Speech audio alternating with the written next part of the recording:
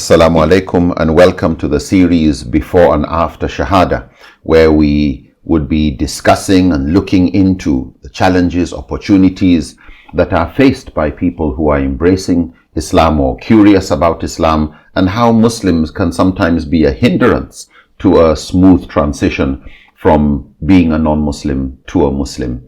We will also be looking at some of the challenges, the problems that very often Muslims put for those who have just embraced Islam, but to be able also to empathize, to understand and be more productive and effective in supporting the spiritual and intellectual journey of those who are interested in Islam and those who have accepted Islam and how they integrate within the Muslim community. I'm your host, Muhammad Nuruddin Lemu, and with me to discuss today's topics are two of our distinguished brothers from Southeast Asia, all the way from Malaysia. Brother Lim Joo Soon, who is president of the Interactive Da'wah and Tarbiyah organization. Brother Lim, you are most welcome to the program. Thank you. We also have Brother Muhammad Fitri, who is one of the senior officials in the Muslim Welfare Organization of Malaysia, PERKIM. You're most welcome to Nigeria. Most welcome to the program. Assalamu alaikum. In the last episode, we were looking at the challenges that people face when they want to embrace Islam or soon after they have done the Shahada. The challenges they had with their families. We've heard your personal challenges. We've heard your challenges. I'd like to explore more about these challenges, and maybe I'll start actually with Brother Fitri. You gave us your journey, which had its tough beginning but also happy ending. Alhamdulillah. You, however, working with PERKIM and the Muslim Welfare Organization of Malaysia must have come across other people who have embraced Islam, who may have very different narratives, different experiences, some happier and smoother than your own, some rougher and more challenging than your own. For a Muslim audience, what do you think they should be aware of regarding the various journeys of new Muslims, and what kind of challenges are faced so that we can better support, better empathize, and be more useful than being hindrances? Right. Thank you, Sheikh. I would rather divide this into three main groups. One, those were the young people who wanted to embrace Islam. For example, in Malaysia and some part of in Southeast Asia, for a person to officially become a Muslim, he must be 18 years and above. What happens, say, while in school, he's together with the Muslim children, he liked Islam. Sometimes he learned Islam together with the rest of them in the classroom. And finally, he said, I want to become a Muslim. And how they're supposed to conduct the conversion for them? Of course, can we convert them? It's up to them. I mean, there's like Qur'an that we cannot force a person to become a Muslim, and a person want to become a Muslim, we cannot stop them from becoming one. But in certain context like this, what we can do while they are in school, if they want to embrace Islam, teach them the Shahada, teach them the meaning of the Shahada, and tell them, okay, slowly you practice Islam. But you don't have to go and tell the whole world that you are now a Muslim. You know, that's like Brother Lim, the previous episode, saying that taking pictures and sharing with others without the permission, it may cause some trouble for them. And of course, if the parents know, the first thing they will do is that they may beat their own child. Number two is to threaten him, or to change from one school to another school, or stop him from going to school at all. And these are the common things that happens. And parents have a right to that. Exactly. Like even in Nigeria, you know, before the age of 18, when you're considered a responsible adult, you can stand on your own. Where there's challenges, things go to the parents, and unfortunately it does create problem within the Muslim community when they are not sensitive to the law of the land. Right. Sorry. Okay. Right. And the second group is that was the so-called adults. I think Brother Lim has covered also very much about that, and saying that when it's the right time, then you can share about the experience of converting to the parents or the family. And now I would like to talk on the adult groups. There's another set of the adults. They are married couples. Sometimes the husband become a Muslim, the wife says no, and the other way around, vice versa. And I had one experience, a few experiences before this in Malaysia particularly, Some people watched my storyline about how I converted and why I converted to Islam in the YouTube. And he watched all the series, and finally he decided to become a Muslim. And the wife is the one who encouraged to become a Muslim. They are not Muslim, they are Hindus. And then one day this guy called me, and I went and met him. So I drove something about 300 kilometers to go and see me from Kuala Lumpur to Penang. Wow. And I met him and I asked him, he said, now I've seen everything, it's very crystal clear. You are a person who became a Muslim and you don't insult your previous religion. For that, even my wife said that you are very different from the rest of them. And that's the reason I want to become a Muslim. This is interesting. Right. Yeah, that what actually attracts some people is that when you became a Muslim, you are not insulting your previous religion. Because I know you have a lot of Muslims who, they didn't even study the Bible. They then become Muslims. Then they start memorizing biblical verses to, shoot holes into their former religion. Exactly. And it creates a lot of resentment and anger. So just to underscore that really important point, it's a common issue here in Nigeria. Okay, thank you. And I met him and asked him, he said he's prepared to become a Muslim. And I said, how about your wife? He said, she's the one who encouraged me to become a Muslim, but she's not ready. When I asked him why, because she said because he's a businessman and the wife she's an accountant, senior accountant, working for a foreign company, a multinational company, and she always in a month 2 or 3 times she will have to go to the airport, go overseas, Asia Pacific. She's covering the whole region of Asia Pacific. And she said that next day morning we had breakfast together with the husband and the wife, and together my wife was also present. And I asked her, sister, what really makes you not become a Muslim now? She said, no, so I'm very sorry, brother. If I become a Muslim, I cannot take it because my family knew they'll go to the airport and they'll be jumping and off and making noise and they're making a lot of scenes. I can't bear with that. So I may take my time. Please give me some time. I said, fair enough. Only thing, in the context of Malaysia and the region of Southeast Asia, if a person becomes a Muslim, because we generally most of them all the Shafi followers, and he says that after about 3 months or something like that, if a person, husband or wife converts to Islam, either one, and they're not supposed to be staying together. And this is standard practice over there. So, so because the wife is Hindu, if she was Christian, many Muslims would not have a problem if the husband embraced Islam and the wife remained a Christian. Still a problem in Malaysia. In Malaysia, that's still a problem. That's interesting. But in your case, it's also a Hindu couple. The husband becomes a Muslim. In the law of the land, that's a problem. That's right. And we need a solution.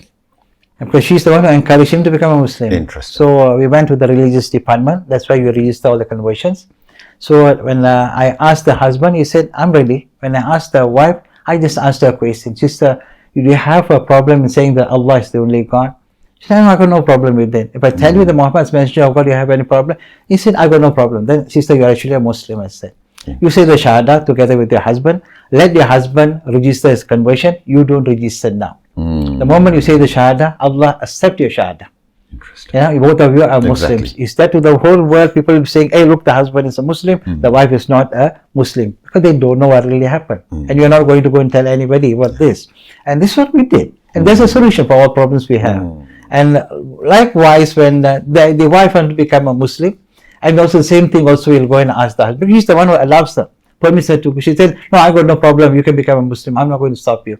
But when we sit and slowly talk to them, talk to the husband, I said, and what is Islam all about? And we ask him again, do you have any problem saying that Allah is the only God? He said, I got no problem. But I said, the Muhammad's messenger, do you have any problem? I said, no problem. Brother, actually you're a Muslim, brother.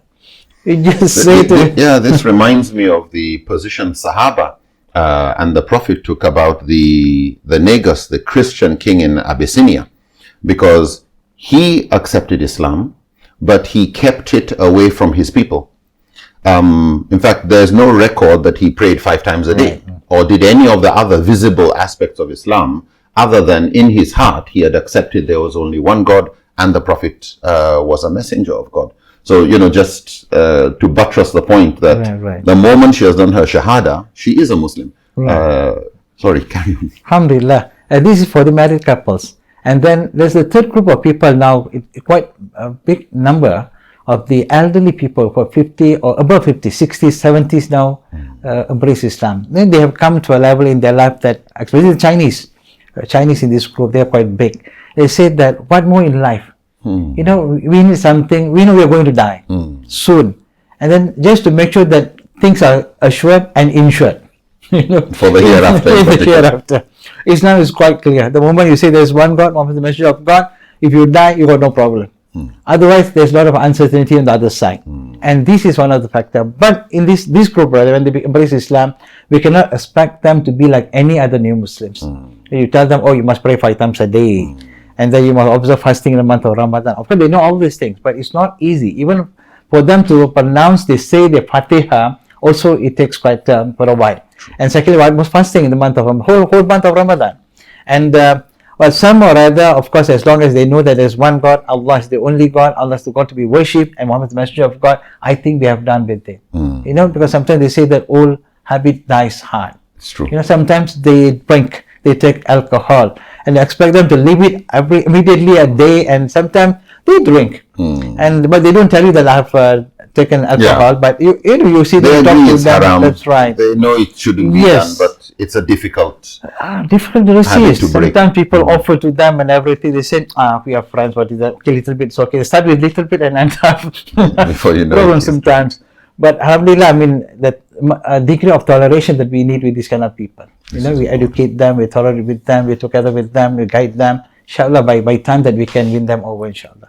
And this is, I think, really important, this recognition that especially among the older generation who have lived with habits like, you know, drinking and gambling and some of these, the need for greater empathy, the greater level of understanding when dealing with them.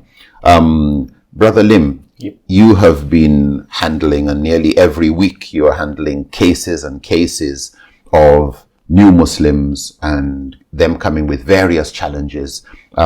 What are some of the other challenges that Muslims should be aware of and empathize with as new Muslims integrate and grow in Islam? Bismillah, alhamdulillah, assalamu alaikum wa rahmatullahi wa barakatuh. There are so many things to talk, but what I will do is, the first thing is, when someone interested to embrace Islam or know about the religion, those people who are going to guide them, they must be well trained. If they don't understand it, they are not helping. They are giving more problem. Most will come and to act as a judge, to not come act as a doctor to guide them, to help them to ease their problem, to make things easy, to give good news. But usually you go the other way around. So if this person has been trained, when you get a new reverts, the first thing that you need to do is what? Is to get them to hide the reversion first. They need to buy time so that they can learn the deen, practice it, up to a level that the iman is strong enough, then only they can tell the parents. Even when they want to tell the parent, we teach them. You have, just like a football. You have direct kick, you have indirect kick, or you need to go through many passes before you kick. So you have to understand the situation. Okay, like for example, like for me, I embrace Islam when I want to tell my family members. So after 3 years, and I found someone, I want to get married. I find that when you already independent, meaning that you have your career, you have place to stay, you have good income, you are supporting your family, and that situation you can tell your parents, because you don't have to worry about they chase you out from the house because you have house to stay. You don't have to worry about they are supporting you. You already have income. You are supporting them in return. But the best time to tell is when you want to get married. I go home, I sing some songs. My sister looks strange. She said, hardly hear you sing anything. What's wrong with you today? I say, I'm very happy. What it's all about? I want to get married. So my sister said, show me the photo. I want to look at, the sister-in-law, future sister-in-law. Yeah. So I show the photo. Suddenly my sister's wife can go up, reach the moon. Are you crazy? I said, not crazy. Because they see somebody in hijab. Yeah. I fall in love. If you marry this lady, you have to become a Muslim. I say, what to do? Love is blind. I use love as an excuse to tell them about I embrace Islam. Not taking that I study about Islam, I choose to be a Muslim. Then they will become more angry, more upset. So to reduce their anger, I mean they're angry towards me. Or defensiveness. Yes. Yeah. So I use that. So my sister said, my brother, he have no choice to embrace Islam because he fall in love with the Muslim women. And they didn't know the actual story. I already embraced Islam 3 years. Interesting. So one of the things, and the second thing is, I think, that things that give challenge the revert is that a lot of Muslims, when they teach Islam, as I said earlier, those inexperienced, those who do not know which one to teach first, which one to do later, okay? Most of us will come to the real world, will tell them all the do and don'ts. No, this is haram. Like our brother mentioned about alcohol, it's haram. Yes, it is haram. But is it the time to talk about it? So you tell me this is haram, this you do, this is a big sin, this what you do, you go to hell, a lot of people will come to the revert and tell them all the do and don'ts. Whether it's right or wrong is another issue. So it's like giving medicine but overdose. Yes. Which can kill. And not the right time. You don't even diagnose the person. And you don't even have the knowledge or give prescription. What happened is, normally, maybe I give an idea is that, if you remember how Allah revealed the Quran to Prophet Muhammad SAW, initially Quran was revealed in Makkah for 13 years. And then Quran was revealed in Medina for 10 years. There are 2 stages here. Yes. If you were to look at the 13 years, all the verses that which was revealed to Prophet Muhammad SAW, majority, is it an Aqidah or it's about fiqh, the do and don'ts? We all know that it's about Aqidah. Aqidah, belief and conviction. How can we use a simple language about Aqidah? I always try to use this story so that people can easily understand. If I want to build a high-rise building, 10-story building, what do I build? The wall or the ceiling? The foundation. Exactly. The pillar. Yeah. So the 13 years is just the foundation and the pillar. You see, Allah subhanahu wa ta'ala doesn't make it haram for alcohol. He's only educate. He said, alcohol has little benefit, more harm. Don't approach salat in a state of drunk. That was Meccan. Yeah, he didn't make it haram. Yes. For 13 years. Prophet never make it haram. For us, 7 seconds we make it haram.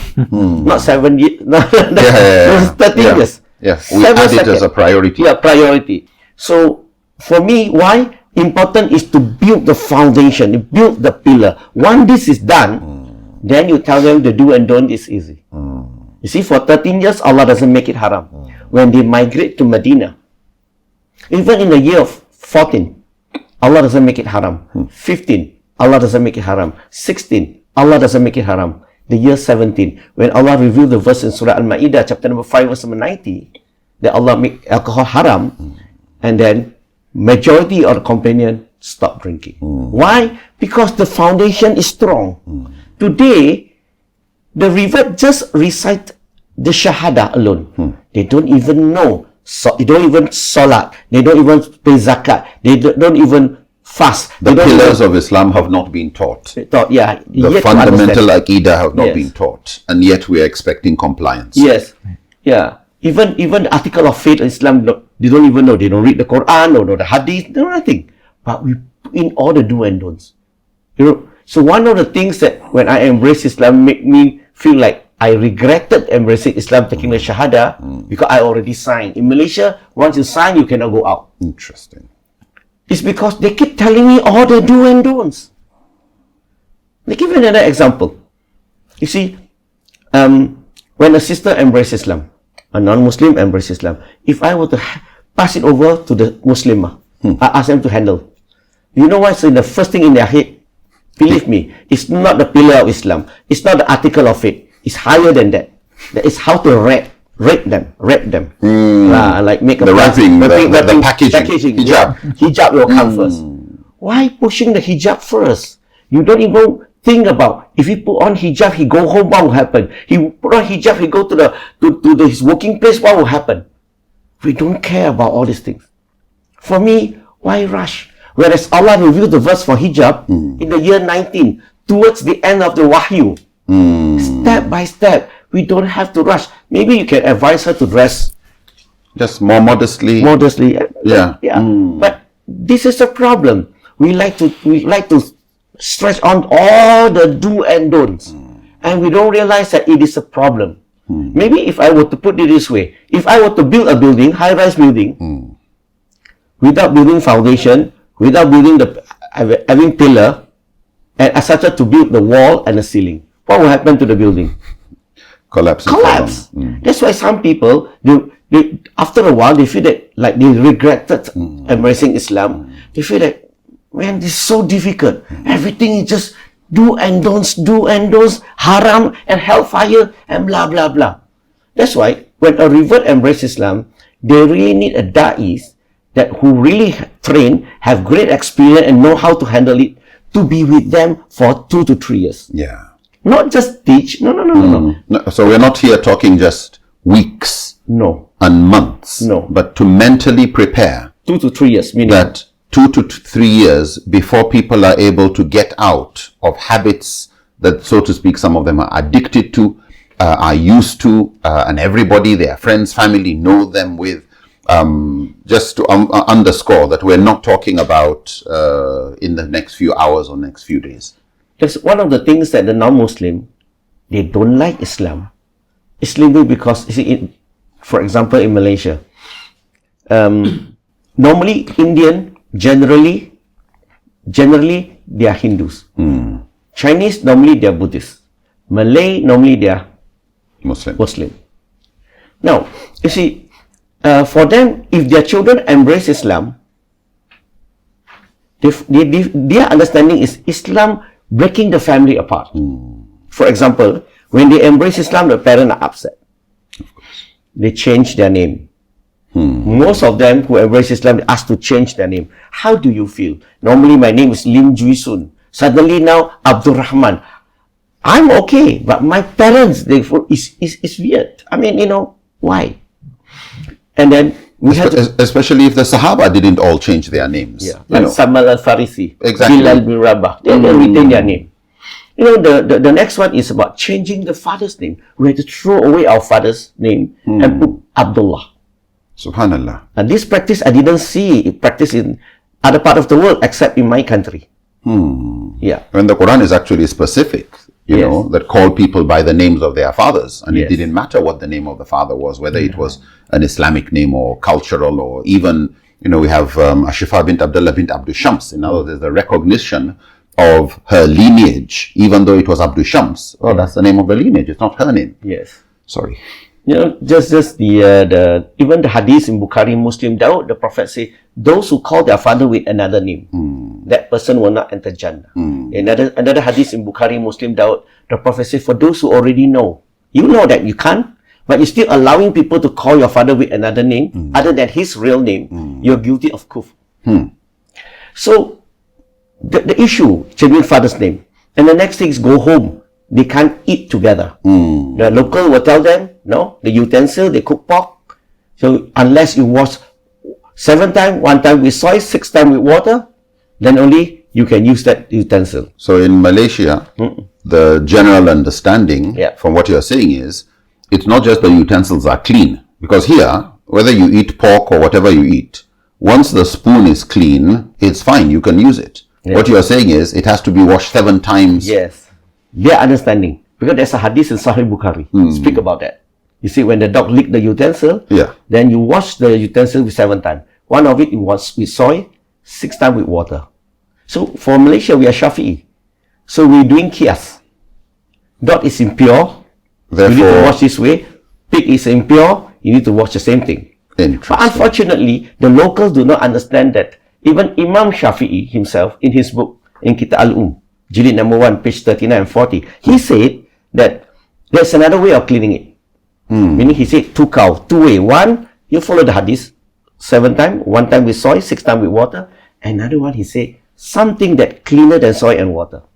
You use soap to wash it. So it can give us the opportunity to do soap. The majority Muslims are practicing this. Good. Not that one. But the common people understanding is the other one. So can you imagine when a person embraces Islam, they will teach them, you go home, you can't eat using that utensil. You must buy a new set of utensil. Then you cook separately.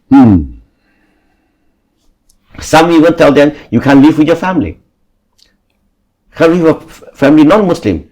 Because, you know, they eat pork, they have dog. So everything is najasa. So it becomes a problem. Whereas Prophet Muhammad SAW, he grew up with who? Abu Talib, his uncle, in a Muslim family. He has no problem. Why, when we embrace Islam, we have problem? And we have, another thing is old habits. The Muslim, when people embrace Islam, we like to talk about the old habits that which it's haram in Islam. We like to focus on all this halal haram. Why don't you give them some time? Normally what I will do is I will tell them all these old habits we put in the freezer. Leave it first. Let's learn the deen. Let's know Allah. Let's learn about the Prophet. So there's an acknowledgement about things being haram, but no focus on compliance and pushing. Yes. This is interesting. So what I will do is I will say that we'll come back to this later, but I want them to learn about know Allah and know the Prophet. You know, once they know Allah and love Allah, know Prophet and love the Prophet, and then they themselves will ask, like, what about this? And many of the things I don't even need to say. They themselves will start to stay away bit by bit. They will ask us, is there any other ways that I can overcome this problem? Can you provide me a solution? Like, for example, you live in with your girlfriend. I say, why don't we invite your girlfriend to learn about the deen? Why don't you ask her, tell her that you are interested. Don't tell her you embrace Islam. Just tell her that you are studying about Islam.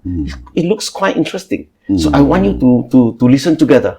As opposed to boyfriend, girlfriend living together is haram, break the relationship, use the relationship to see if the other person could become more curious. Yes.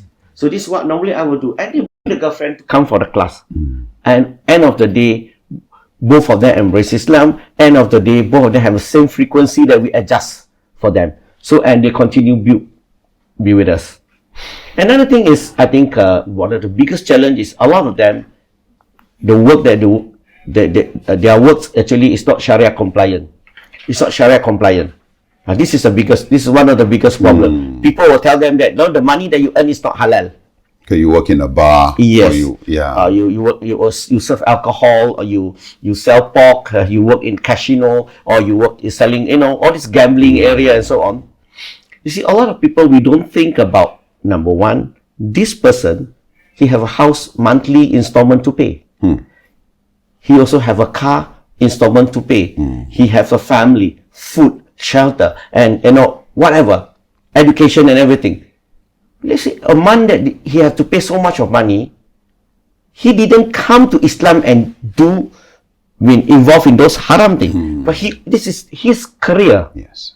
Well, we need to give him time. Okay, let him continue, give him time, and then ask him to learn some side or learn another knowledge that where you can do part-time. Once this part-time income is, maybe you can go up to 60-70%. Yeah. And then we'll advise him to stop that and continue build this one. Then we give support to them. But not asking them to stop immediately. You know why?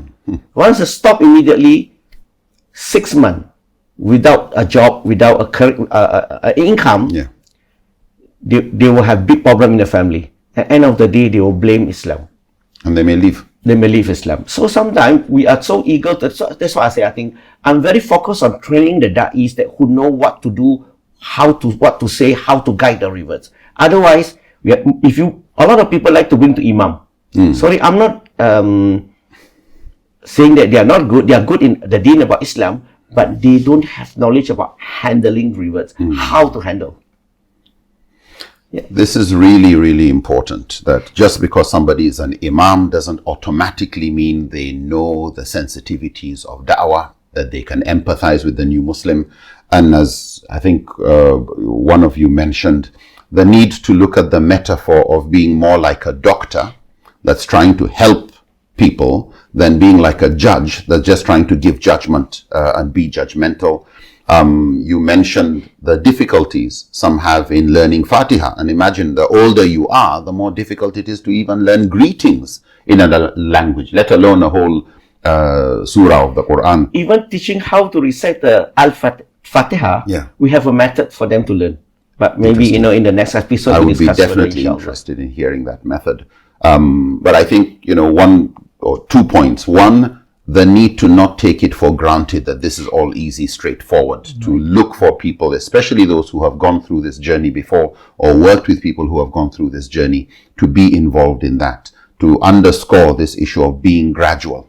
And letting people who know it, and not just say, it's anything, I think probably graduation. The Quran was revealed gradually. God sent his prophets all gradually over time and centuries for humanity to gradually grow. So I think this evolutionary approach, as opposed to a revolutionary approach to embracing Islam, is critical. We'll stop there, inshallah. We will come back to this exact same topic to explore more challenges, because I think there's a lot more to share, and this is an area we need more literacy in, inshallah, as a Muslim community. Thank you so much for both your contributions, inshallah. Until next time, assalamu alaikum wa rahmatullahi ta'ala wa barakatuh. بسم الله الرحمن الرحيم